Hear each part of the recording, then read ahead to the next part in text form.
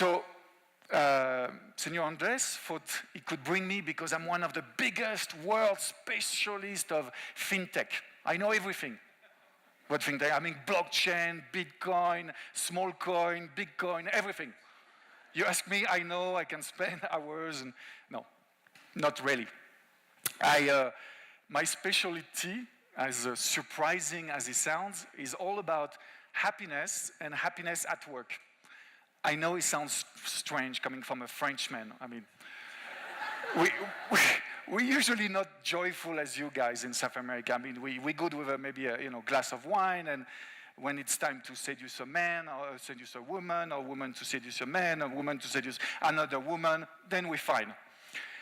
Everything else, it takes us a little bit of time. But for some reason, I wanted to explore everything around this topic. And about 15 years ago or so, I had a TV show in France on happiness.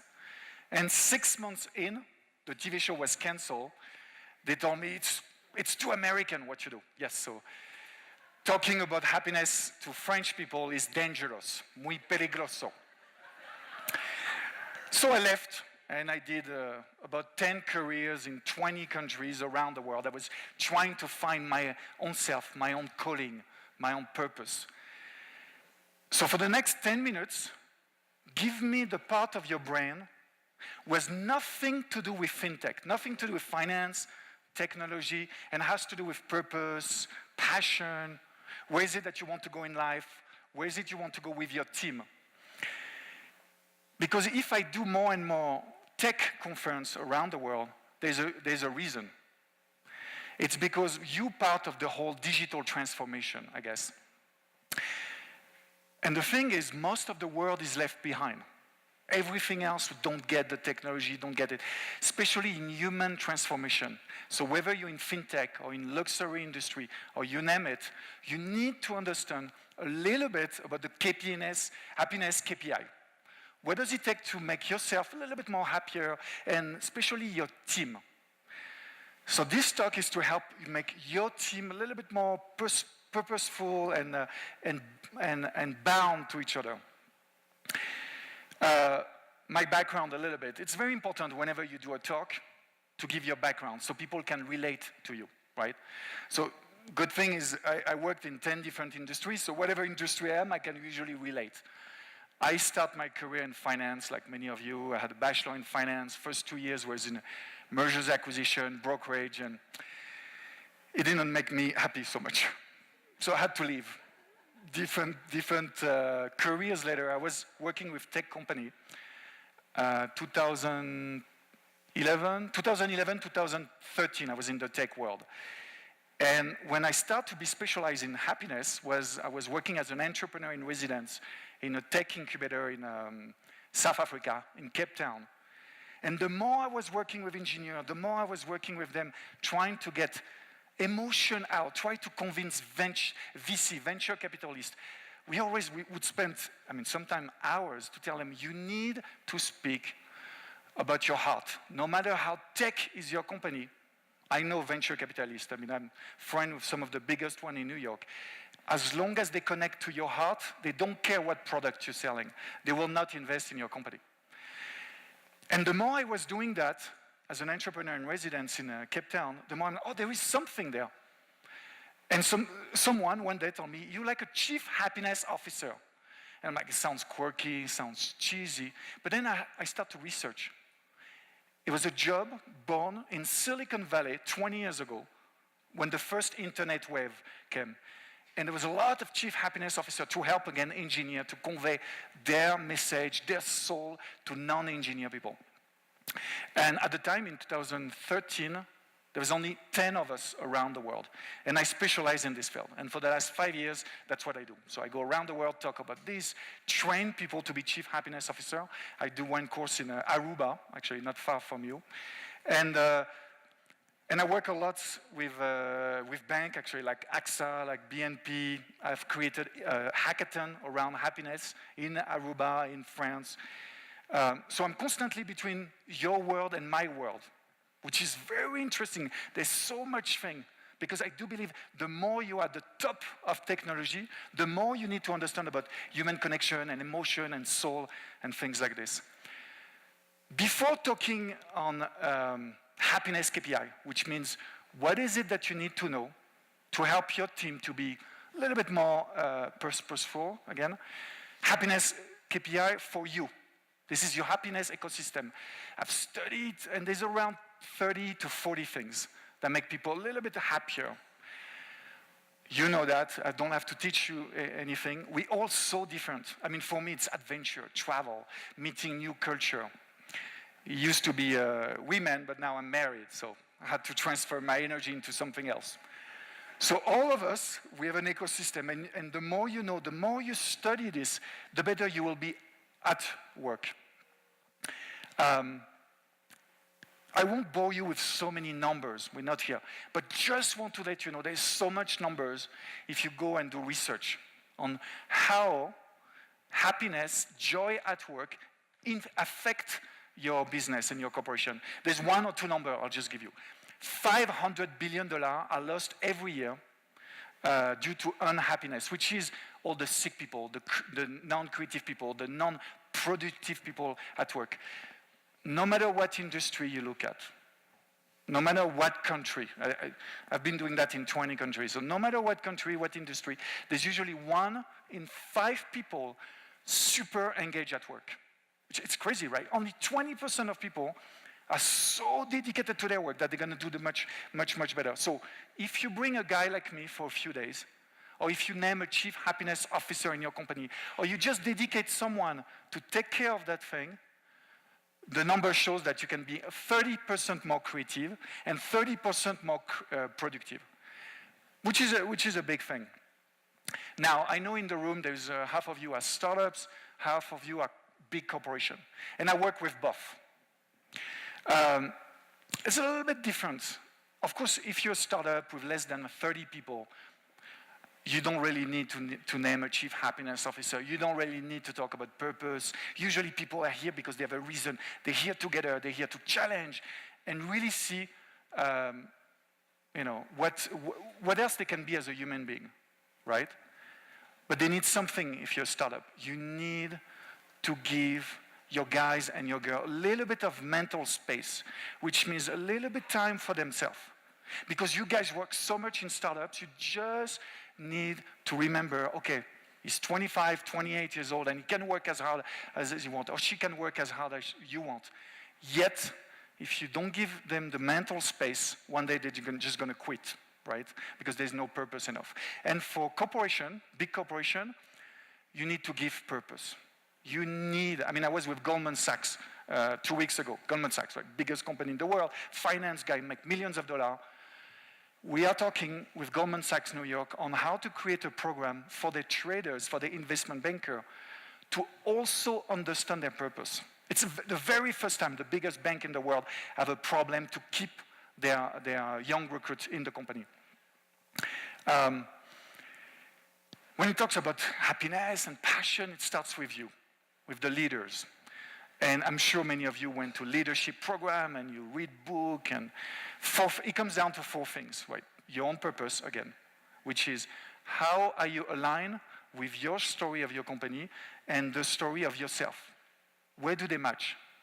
I always ask leaders to go back 10 years before. It's a very silly, small exercise. Go back 10 years before and analyze every personal and business decision you've done. What was the reason behind?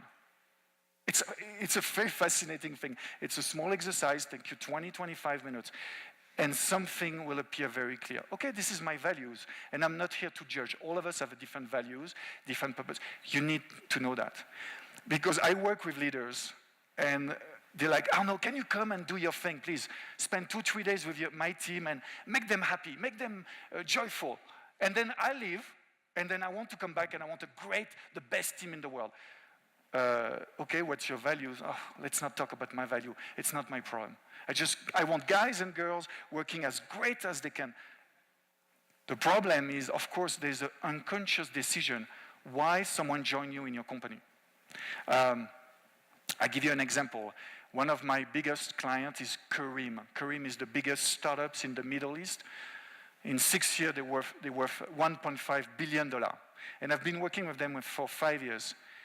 And we found that in the 1,500 people working now in the company, the top 50 people, the top 50 executives, are actually in the company working in the reason, not because it's the best startup in the Middle East, because they share the same profound love for life as the young CEO, which is a Swedish guy, 37 years old. A few years ago, he had a nervous breakdown, and he had a sort of a spiritual calling. He had no idea that all his executives are also there because they have some sort of spiritual calling. So that's why they're here. So there's an unconscious decision why people in your company are with you. Whether it's the money is the priority number one, whether it's revolutionizing fintech, they really, really love the product, you've got to find. Joy, of course. I mean, this I don't really have to teach that to Colombia, right? Maybe more to Japan, if I go to Japan or China, but here I was, 2 days ago, I was at the World Happiness Report in New York City. You know, the UN every year published the happiest country in the world. I was looking at the number of Colombia. Colombia is number 86. But something I really don't get it, because so much joy. I was here as a tourist a few years ago, and I traveled all over Colombia. I loved it, the people, the joy. They were teaching me, you know. I was like, give me what you got. I want to bring that to the rest of the world. And then recognition. Recognition, you need to know what is your best way for you to be recognized. Introvert have a certain way to be recognized. Extrovert, way to be recognized. I mean, I'll be honest. I love when people tell me thank you. I don't care if a guy pay me a lot of money to teach his team and then doesn't even tell me thank you. Just an email, say, you did a great work. Just this, and then a couple of reasons, I feel good. Not everyone need that. Some people just need the money, some people just need vacation time, some people need to crazy happy hour in the best nightclub. Whatever it is, you need to understand that. Storytelling and value. So this is my passion, storytelling, right?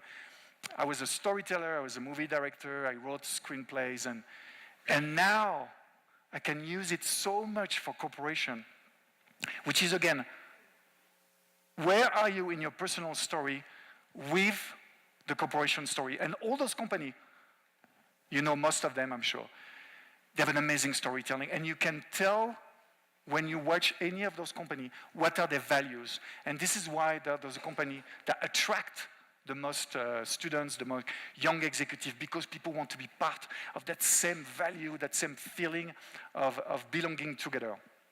I mean, Google, Netflix, I don't have to talk about it. Tesla, of course. And even if, for instance, Tesla, I was just reading Elon Musk biography. Of course, Tesla is just about working hard. I mean, guys work like 15, 17 hours a day. It's fine. They have the same purpose. I mean, bring this 17 hours a day into a different corporation, people won't stay there. So you've got to understand what's your own story and how it aligns with the storytelling of the corporation. Now, the happiness KPI. This is what you have to give to your, I know it's not an HR conference, but give that to your HR guy, HR person, that's it. Make him look or make her look at this every single day. If you watch this every day, just as a board, you'll be fine. Every day, challenging culture. And again, challenging culture, I have so many discussions with a CEO who don't get what is challenge. Oh, no. Arnaud, you don't get it. I challenge my guys. I challenge the people of my company. Okay, how you challenge them? Is it really working hard? This is not challenging them. I'm talking challenging them on what matters for them. For instance, I was in a big NGO in Qatar called Silatec. And we were doing this exercise. And there was the head of administration. She's actually the most creative, communicative woman I've ever met. And I'm like, I mean, come on, use her talent. Challenge her in what she's good about. I mean, no, she's really good at administration. She's maybe very good in administration, yet this is not her calling. She can do so much more as a head of communication, a head of PR, or maybe on special project. So you have to recognize the challenge and the talent of everyone. I mean, half of my job really as a happiness specialist for companies, understand the strengths and weaknesses of everyone in the company. Onboarding tribe, I don't understand. I still meet companies, they have 200 employees or so, and they don't have a real onboarding day. You need it, absolutely. I mean, this is a no question, and it needs to be 2 days, 3 days. Even the finance guy in the company, the administrative guy, they need to understand the story of the company.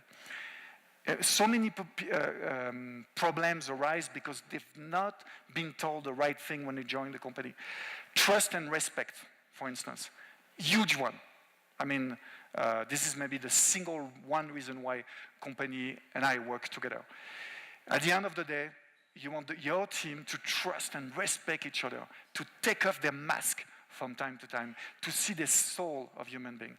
Without trust and respect, people will leave your company. No matter how great is your product, no matter how great and technically scientific it is. Trust and respect, for instance, is the main reason why countries like Finland, Sweden, Norway, Holland, all those North European companies, that's why they are the top of the chart when it comes to happiness. They don't have the joy that you guys have in South America, right?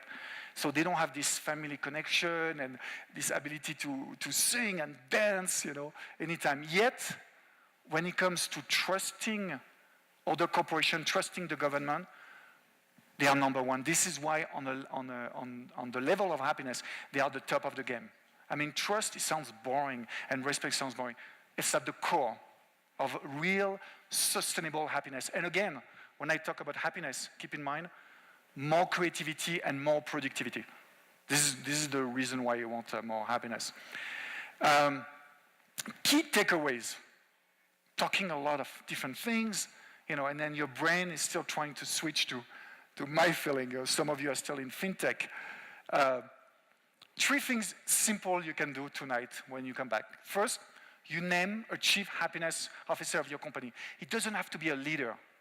It can be, sometimes it's an office worker, sometimes it's the head of finance.